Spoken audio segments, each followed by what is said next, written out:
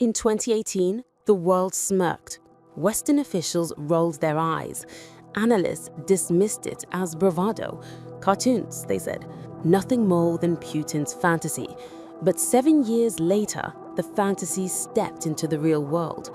The weapons once drawn in glowing animations now cast real shadows across the skies of Europe and the oceans of the world. And what about nuclear tests? We see that some countries, they are preparing for the nuclear tests. If they do that, then we will respond in kind. Welcome to the winter of 2025, the year Putin's superweapons stopped being punchlines and became global nightmares. On a cold November night in 2024, the city of Dnipro was rocked by an explosion that arrived before radar warnings could even sound. The culprit, a missile no defense system could see, track, or stop. Russia's newest hypersonic predator, the Oreshnik. We need to ensure the security of our country, now national security, and improve the well-being of our people. I've been talking about security a lot. Well, the world is talking about the Oreshnik missile complex, but what kinds of materials does Oreshnik rely on? What about the temperature on these warheads? They're as hot as the surface of the sun. We have to keep this in mind. Since the 1980s, we have been working on the loitering device, on the glider. It travels at over Mach 10. It maneuvers during its terminal descent. It splits into multiple independent warheads. And from Kaliningrad, it could strike Berlin or London in under 10 minutes. Unlike the older Iskander, Oreshnik is explicitly designed to defeat Patriot, THAAD, and Aegis defenses. Ukraine admitted it could not intercept it. NATO generals, off-camera, confessed the same. This wasn't just a missile, it was a message. A reminder that the escalation ladder now has new rungs, and Russia is willing to climb them. Putin's message is blunt. Any NATO country that allows its territory to be used for long-range strikes into Russia can now expect an answer measured in minutes, not hours. Действительно уникальное оружие будет укреплять боевой потенциал наших вооруженных сил. Надежно обеспечит безопасность России от внешних угроз. И заставит задуматься тех, кто в полуоголтелой агрессивной риторике пытается угрожать нашей стране. Its unofficial nickname is biblical, Satan II. And for once, the nickname undersells the weapon.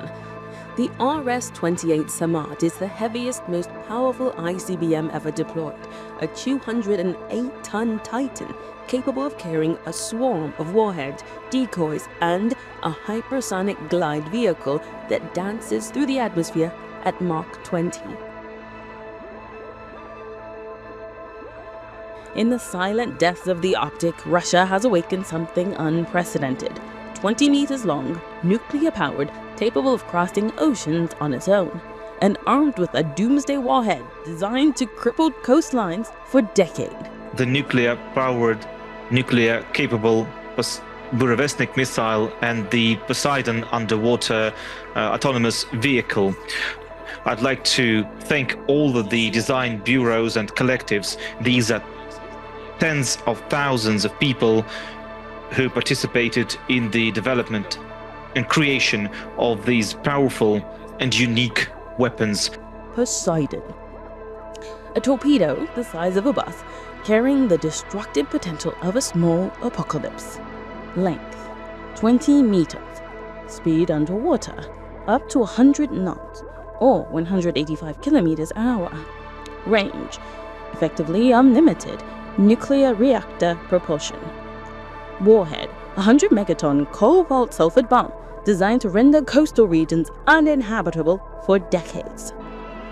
The Belgorod, the largest submarine built since the Cold War, exists for one purpose: to deliver Poseidon into the world oceans. And once it's released, no one knows where it is No radar tracks it, no missile shield stops it. It is the purest form of strategic uncertainty. The Special Purpose Submarine Belgorod and a new Project 9853 carrier are already operational. Western intelligence believes the first 2 Poseidons will be delivered to the Pacific Fleet in 2026.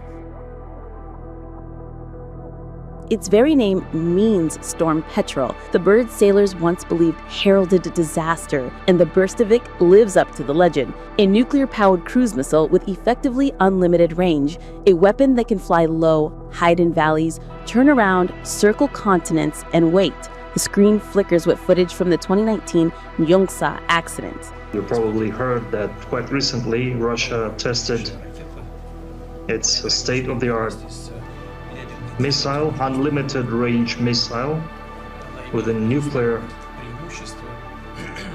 propelling unit, and we can be proud of the achievements of our scientists, workers, engineers. Its advantage is that there is a small nuclear power plant. After the deadly 2019 Yongsu accident, the world assumed the program was dead. But in 2025, Russia announced a successful test, the Ghost missile, now alive. Its purpose isn't quick destruction, it's psychological. But regardless of operational readiness, its existence alone introduces a destabilizing new variable in nuclear strategy, one designed to bypass defenses and strike from angles no one is prepared to watch.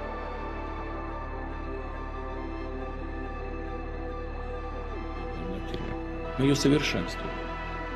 А так, по большому счету, нам теперь нужно не ядерную доктрину совершенствовать, а Орешник.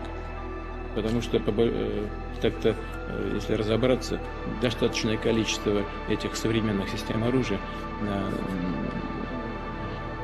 ставят просто на грань практически отсутствия необходимости применения ядерного оружия.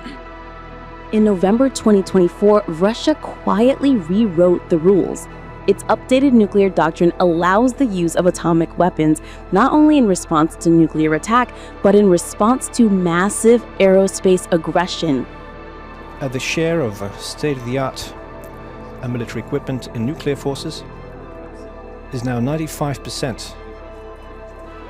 And the basic principles governing the use of such weapons have been updated, as outlined in the updated state nuclear deterrence policy. And once again, so that no one accuses us of nuclear saber rattling, it is a deterrence policy. In plain terms, if long-range Western weapons hit too deep, too often, too effectively, Moscow reserves the right to escalate dramatically.